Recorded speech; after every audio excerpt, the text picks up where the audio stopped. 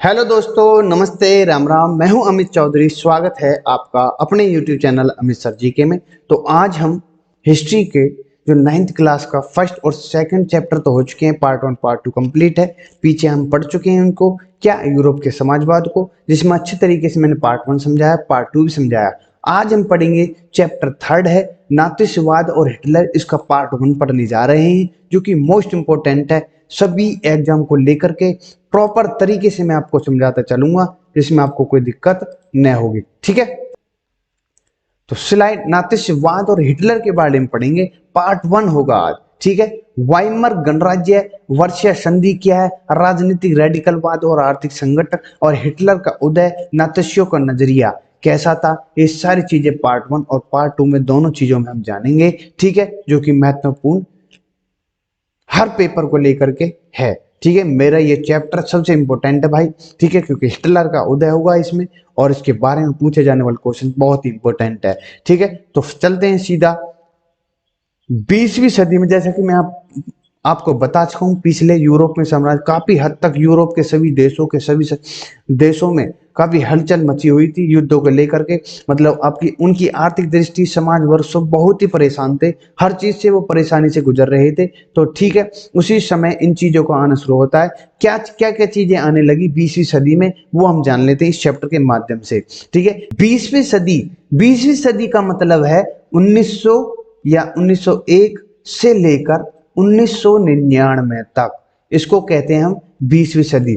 ठीक है, कि पूर्वार्ध का दौर पूरी दुनिया का, खास तौर से यूरोप के लिए बड़े उथल पुथल का दौर था। मैंने बताया कि पहले, इससे पहले यूरोप में क्या क्या हुआ, यूरोप के समाजवाद के बारे में सारी कुछ मैंने आपको बताया। जिस बच्चे ने नहीं देखी, यूरोप के समाजवाद को देख लो और अच्छे तरीके से पार्ट 1 पार्ट 2 को समझ लो, जब उसके बाद इसको देखो। ठीक है, बड़े उथल पुथल था और इस दौर में विश्व युद्ध हुए थे, जिनके परिणामस्वरूप दुनिया की तस्वीर बदल दी गई।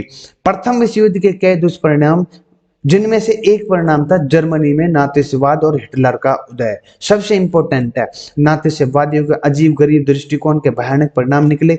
इस लेसन में, इस चैप्टर में आप नाथिस्वाद के उदय, उसके परिणाम के बारे में पढ़ेंगे, जो कि मोस्ट इंपोर्टेंट है। वाइमर गणराज्य जर्मनी के अंदर है, कि वाइमर गणराज्य कैसे पनपा, ये चीज आज हम जानेंगे। सबसे पहले हमें यह समझने की जरूरत है कि वैसे कौन से हालात थे, वो कौन से हालात थे जिसके कारण हिटलर को अपने पैर जमाने का मौका मिला। ठीक है, नाथिस्वाद ताकतें प्रभावी होगी।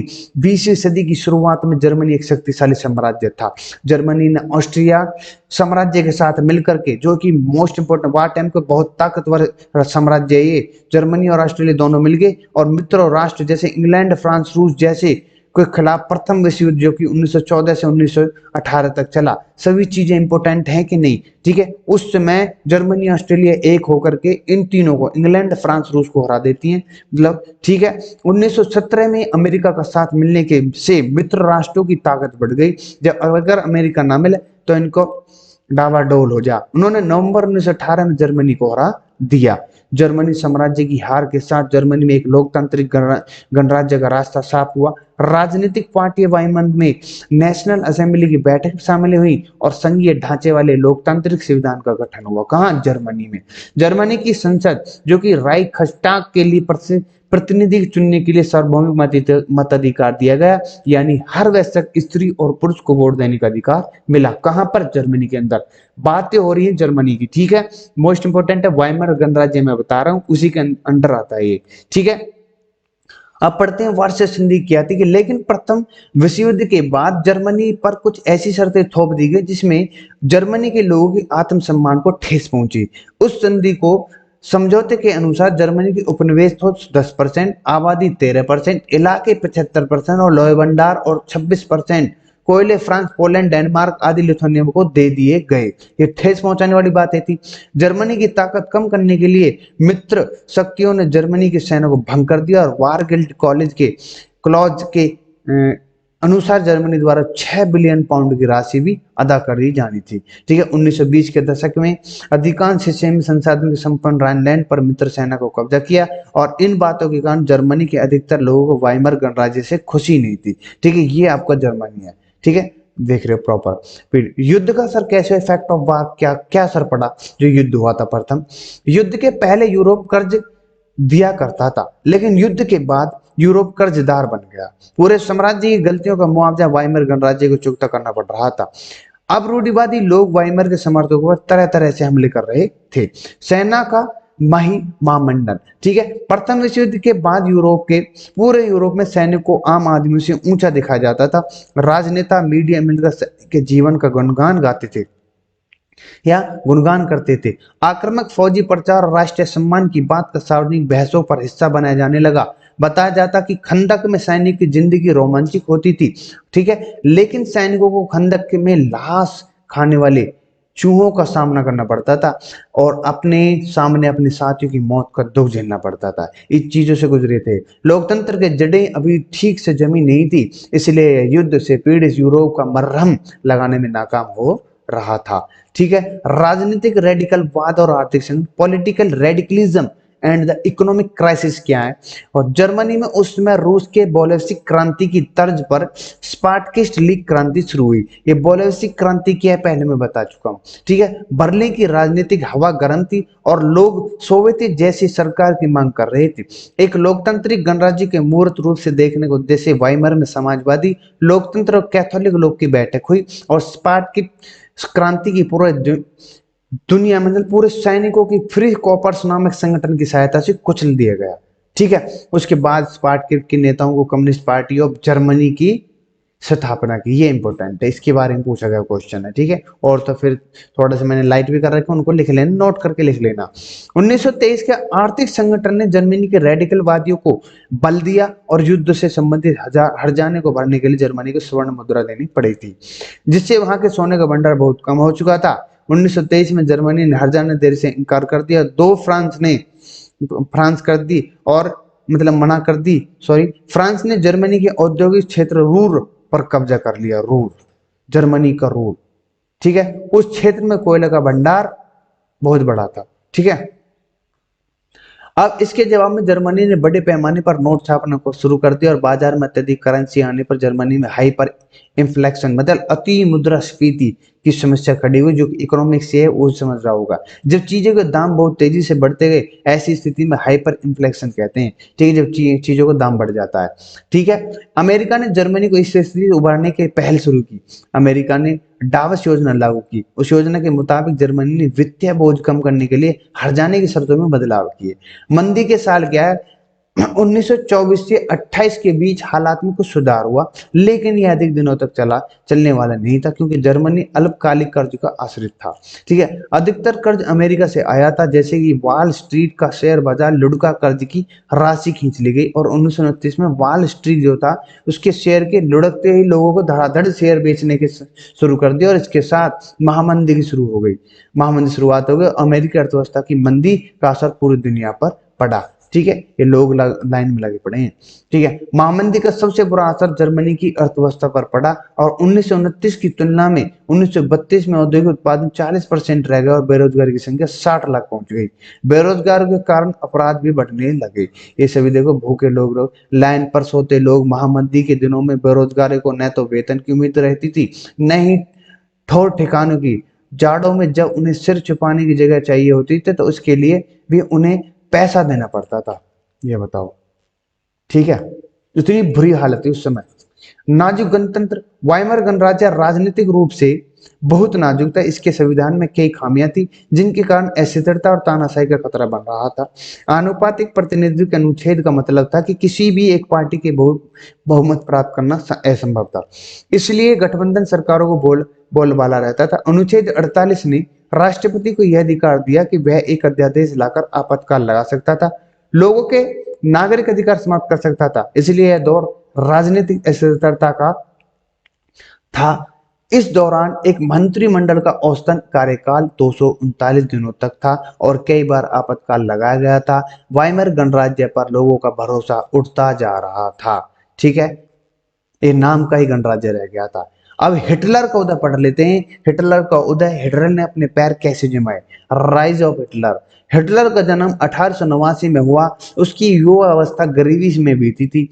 प्रथम विश्व युद्ध में उसने सेना की नौकरी पकड़ ली थी और तरक्की करता गया। युद्ध में जर्मनी की हार से वह दुखी था, और लेकिन वार्षा संधि द्वारा जमीनी पर लागी शर्तों के कारण उसका गुस्सा और बढ़ गया। 1919 में वह जर्मन वर्कर्स पार्टी नामक एक छोटी पार्टी में शामिल हुआ। बाद में हिटलर ने उसी पार्टी पर कब्जा कर लिया। उसका नाम बदलकर nationalist socialist German workers party कर दिया। किसने? इस हिटलर ने। इसी पार्टी का नाम नातिश पार्टी, नाजी पार्टी से जानते हैं। ठीक है, ये हिटलर है। ठीक है मेरे भाई। 1923 में हिटलर ने बर्लिन पर कब्जा करने का असफल प्रयास किया। उसे बंदी बना लिया गया, उस पर देशद्रोह का मुकदमा चला और बाद में उसे रिहा कर दिया गया। 1930 के दशक की शुरुआत वर्षों तक नातिशों को लोकप्रिय समर्थन नहीं मिल पाया था। 1928 में नातिश पार्टी केवल 2.8% वोट मिले थे, लेकिन 1932 में 37% वोट के साथ वह सबसे बड़ी पार्टी बन गई थी। ये देख लो, वेलकम हो रहा किसको? हिटलर को। भाषणबाजी की कला। हिटलर एक प्रखर वक्ता था। वो अपने भाषणों से वह लोगों को पागल कर देता। उसने एक मजबूत राष्ट्र बनाने और जर्मनी को खोई हुई प्रतिष्ठा वापस दिलाने का वादा किया था। किसने? हिटलर ने। उसने चहुमुखी विकास और रोजगार का वादा किया। हिटलर के जन समर्थन जुटाने के लिए अंडाम्बर और प्रदर्शनों की महत्ता बखूबी मालूम थी। उसकी रैलियों के स्वागत निशान लाल झंडे और पैम्पलेट एक खास अंदाजे में ताली को बखूबी इस्तेमाल होता था। हिटलर को एक मसीहा के तौर में पेश किया जाने लगा था, जो लोगों के हर दुख को दूर करने की काबिलियत रखता था। आर्थिक राजनीतिक संकटों से टूट चुकी जनता को हिटलर में उम्मीद की किरण दिखाई देती थी। हिटलर एक ऐसा मसीहा के तौर पर पेश किया जाने लगा जो लोगों के हर दुख को दूर करने की काबिलियत रखता था। आर्थिक और राजनीतिक संकटों से टूट चुकी जनता को हिटलर में उम्मीद की किरणें दिखाई देने लगी थी। ठीक है, अब सरकार ने अर्थव्यवस्था, मीडिया, सेना, न्यायपालिका पूरी पकड़ बना ली थी। कहाँ की सरकार ने? जर्मनी। समाज पर नियंत्रण करने के लिए विशेष निगरानी और सुरक्षा दस्ते बनाए गए। उसमें पहले से नियमित पुलिस, हरी वर्दी वाली और स्टार्डम एसए थे। अब अतिरिक्त पुलिस बल बनाया गया, जिसे गैस्तापी, गुप्तचर राज्य पुलिस, सुरक्षा बल एसएस, अपराध नियंत्रण पुलिस, सुरक्षा सेवा एसडी बनाई गई। इन पुलिस बलों को बेहिसाब असंवैधानिक अधिकार मिले हुए थे। किसी भी व्यक्ति को गैस्तापो यातना गृह में बंद किया जा रहा सकता था, पकड़कर कंस्ट्रक्शन कैंप में भेजा जा सकता था, बंदी बनाया जाता था, फिर देश निकाला दे दिया जाता था। इन सबको अंजाम देने के लिए किसी भी प्रकार की कानूनी औपचारिकता नहीं की जाती थी। पुनर्निर्माण। हयाल मार साख्त को अर्थव्यवस्था को पटरी पर लाने की जिम्मेदारी सौंपी गई। ठीक है, किसको? हयाल मार साख्त को। उसने सरकारी खर्चे, उत्पादन और रोजगार बढ़ाने की दिशा में काम शुरू किया, और इसी दौरान जर्मनी के मशहूर ऑटोबान हाईवे बने थे, जिन्हें एक मिनट जल्द ही अर्थव्यवस्था में सुधार होने लगा। हिटलर की विदेश नीति में सफलता मिलने लगी और 1933 में उसने जर्मनी को लीग ऑफ नेशन से अलग कर दिया, और 1936 में उसने राइनलैंड पर दोबारा कब्जा जमा लिया, और 1938 में ऑस्ट्रिया पर कब्जा कर लिया। उसके बाद हिटलर ने जर्मन भाषी स्टुडेलैंड प्रांत पर कब्जा कर लिया, जो स्विट्जरलैंड है ना, वहां पर कब्जा कर लिया, और फिर पर चेकोस्लोवाकिया को हड़प लिया। इस काम में हिटलर को इंग्लैंड का मौन समर्थन भी मिल रहा था, क्योंकि इंग्लैंड को लगता था कि बीते वर्षों में जर्मनी के साथ अन्याय हुआ था। अब पढ़ते हैं, नेक्स्ट स्लाइड आपके सामने है। विस्तार की नीति। हिटलर को लगता था कि अधिक से अधिक संसाधनों को जुटाने के लिए इलाकों का विस्तार जरूरी था, और आर्थिक संकट से उबरने के लिए संसाधनों की जरूरत थी। 1939 में सितंबर में जर्मनी ने पोलैंड पर हमला किया, और इसके साथ ही जर्मनी का फ्रांस और इंग्लैंड के साथ युद्ध शुरू हो गया। 1940 में जर्मनी, इटली, जापान के बीच एक त्रिपक्षीय समझौता हुआ। इससे हिटलर की शक्तियां अंतर्राष्ट्रीय स्तर पर पहुंच गई, और यूरोप के कई भागों में नातिशी जर्मनी के साथ जर्मन समर्थन देने की वाली कठपुतली सरकारों को बहाल किया गया। इस तरह से 1940 के आखिर तक हिटलर अपने चरम शिखर पर पहुंच चुका था, और पूर्वी यूरोप पर हमला। अब देखो हमला हुआ। अब हिटलर अपने पुराने लक्ष्यों को हासिल करने चला था, यानी पूर्व यूरोप पर कब्जा करने। लेकिन 1941 की जून में सोवियत यूनियन पर हमला करके हिटलर ने ऐतिहासिक भूल कर दी। हिटलर के उस कदम से जर्मनी की पश्चिमी सीमा पर ब्रिटिश हवाई बम वर्षों को खतरा उत्पन्न हो गया, और पूर्वी सीमा ताकतवर सोवियत सेना बन चुकी थी। ठीक है, मतलब जो पूर्व में जो सीमा थी, उसकी ताकतवर सोवियत सेना ने जर्मनी को बुरी तरह रौंदा और बर्लिन तक पहुंच गई। इससे पूर्वी यूरोप के अगले 50 वर्ष तक सोवियत का बोलबाला रहा। ठीक है, अमेरिका की भूमिका। प्रथम विश्व युद्ध के बाद होने वाली आर्थिक समस्याओं को सबक लेते हुए अमेरिका दूसरे विश्व युद्ध से दूर ही रहना चाहता था। लेकिन जब जापान पूर्व अपने पैर पसारने लगा, हिटलर को समर्थन देने लगा, फिर पर्ल हार्बर स्थिति अमेरिकी अड्डे पर बम गिराने लगा, तो मजबूरी में अमेरिका को भी युद्ध में कूदना पड़ा और अमेरिका ने जापान के हिरोशिमा पर एटम बम गिराया, जिसकी बहुत आपको पता होगा। फिर मई में 1945 में हिटलर की पराजय के साथ युद्ध समाप्त हो गया। ठीक है, इस सॉरी इसके आगे हम कल पढ़ेंगे। ठीक है, आज इतना ही बहुत है। कल विद क्वेश्चन के साथ पार्ट 2 शुरू करेंगे। ठीक है, तो इसी के साथ मैं विदा लेने चाहता हूं अपने भाइयों को, अपने प्रिय साथियों से। ठीक है, आशा करता हूं आज ये नातेवाद और हिटलर की कहानी आपके दिमाग में बढ़ चुकी थी, कैसे कैसे इनके ऊपर भी गुजरी है। ठीक है, कैसे एक हिटलर ने इन पर एक आक्रोश रूप से एक गरीबी से लेकर के और 1940 में अपने पूरा अंतर्राष्ट्रीय स्तर पर इमेज बना ली थी। ये सारी चीजें आपके दिमाग में फीड हो चुकी होंगी। ठीक है, इसी के साथ मैं विदा लेने चाहता हूँ सभी भाइयों से। ठीक है, आशा करता हूँ सारी चीजें समझ में आ रही होंगी आपकी। ठीक है, तो जय हिंद, जय भारत। चैनल को लाइक शेयर सब्सक्राइब करते रहो। ठीक है, और पढ़ते रहो जोरदार तरीके से, बिल्कुल निःशुल्क सेवा मिलेगी हमेशा।